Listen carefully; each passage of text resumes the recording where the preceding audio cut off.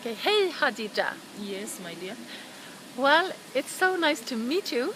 Me too. And I thought that I'd let some of my friends and companies in Sweden listen a little bit to who you are and your story. Surely. So why don't you say who you are, what business you're in, and a big challenge actually for your community and Africa and the business. Okay, my dear. I'm Hadija Sserwanga. I'm a mother of 3. I have 2 girls and 1 boy. I'm a teacher by profession, but not in active service. I'm a social worker. I'm a commercial farmer. I am an environmentalist because I invest in biomass and the solar. And I do some other things like handicrafts because I have to survive, of course. As a responsible mother, I must make money. Now, I work with several associations because being an environmentalist, we work with organizations that are meant to conserve the environment, but specifically we focus on sanitation, improving sanitation in urban and peri-urban areas. Then the national chairperson, Women in Cross-Border Trade in Uganda. I carry 2 hats. I'm the national chairperson, Women in Cross-Border Trade Uganda, and I'm the regional chair again of Women in Cross-Border Trade East Africa.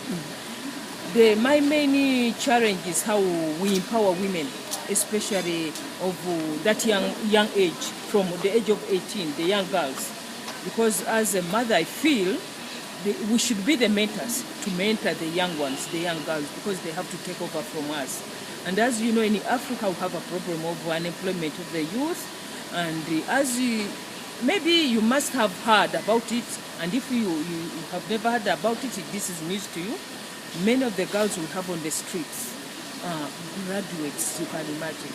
The problem of unemployment leads them to prostitution. So, with all the programs we have in place, with all the organizations we have advocating for the economic empowerment of women, I feel we must bring them on board. How do we empower them? They must learn how to make money. They must learn how to save. And there are so many sectors where they can invest. It's not only trade, even agriculture, agribusiness, food processing, handicrafts. So through my associations, the Women in Cross-Border Trade and the other associations we work with, we really try to encourage girls or women from the age of 18 to join the boat so that we can move together. When we retire, they can take over from us because very soon they have to be mothers. And this is very common in the whole of East Africa. You find girls on the streets in Nairobi who are graduates, in Kampala the same, Dar es Salaam the same, Bujumbura and Rwanda. So we have to struggle as women in leadership to encourage them to join development programs. Well, thanks for that. And tell me that you are here, of course, because we have the East African Women in Business Platform as an organization that you're part of and working through. And so that unites many women in East Africa to work together, right? Yes. Yeah. Yes. And so it would be interesting to hear cross-border trade then is not something that the whole cross-border trade issue and then the non-registered women working as businesses, it's not something that is at all, discussed at home in Europe in the same way. But tell me a little bit about how can you encourage, what are the challenges with the cross-border trade and the women that are working? My dear, it's great you are talking about cross-border trade. In all countries in Africa, women who are single mothers or even those who are married, they try to survive and support their families. So as you know, especially in East African region, many of us invest in commodity trade because commodity trade is to do with the food systems. Selling in small quantities, maize, beans, peanuts, fruits and what have you. Crossing borders, for example, from one country to another country, in small quantities, a basket full, a sack full, so that you can get something at the end of the day to support your family. But there are challenges. And the challenges are many, but I'm going to mention a few. We have the so-called non-tariff barriers.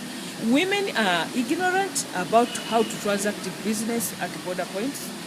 All the procedures, the filling in forms, at times even education, low literacy levels is a hindrance because they don't know how to read. Many of the documents are in English, a language they don't understand. Then there is that attitude how do I face a customs official to ask for support? That sort of inferiority complex leads them into trouble. Then there is this issue of sexual harassment. At times, some security guys tend to capitalize on their weakness and ignorance, and they end up being sexually harassed. We have a documentary that has been developed to interview disabled women from several border points, Kenya-Uganda border, Rwanda, Tanzania, and this is a real testimony. Women say it themselves. They don't hide, because surely they feel that level of informal trading can be upgraded to formal. The situation has to be harmonized. Because, of course, these are their communities. We don't expect them to shift from where they are and go and stay other places. So we have to harmonize the situation so that they conduct business. They conduct business in a friendly environment. So how can you encourage them to register their business and to, become more assertive? How can you encourage them? Why should you register your business? There are several advantages, because once you register your business, there are benefits. Firstly, the authorities will recognize you as someone who is responsible. You can even get support because you are known legally. You can invest in collective marketing because you have the documents. There's several other benefits, even bulking. Because once you're a registered business, you can join hands and bulk your produce and get bigger orders. There are several advantages. So lastly, tell me about your dress. And you make your own dress. You design your clothes, and you design your earrings and your... You see, Sister Charity, I have to tell you this. I must thank God. This is a gift in my family, because I personally, being a teacher, I was really interested in what can I say? Should I say artistic designs? And my girls have taken over from me because they are all doing art. I like the African prints. I like using my hands. I like matching colors, because my two girls, they know how to make earrings, necklaces, bangles from even in local materials. I haven't mentioned something about waste. Charlotte, from today, should know there's nothing like waste. It's we human beings who waste. It's an asset.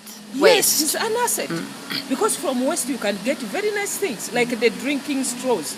You can make very nice sandals, very nice earrings, very nice belts. So I try to encourage my fellow women and my own daughters.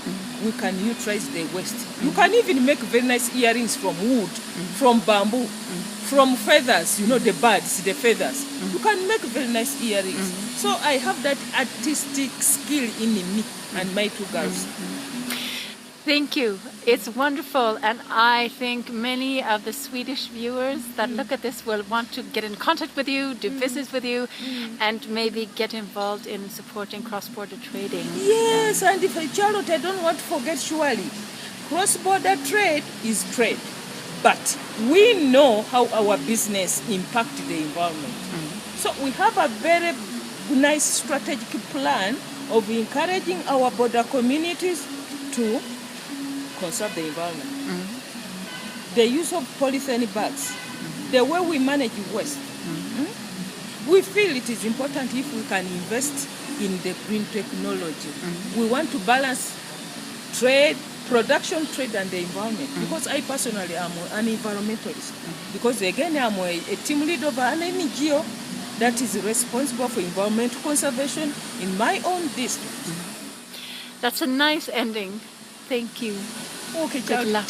Greetings to all the people in Sweden with all love from Uganda.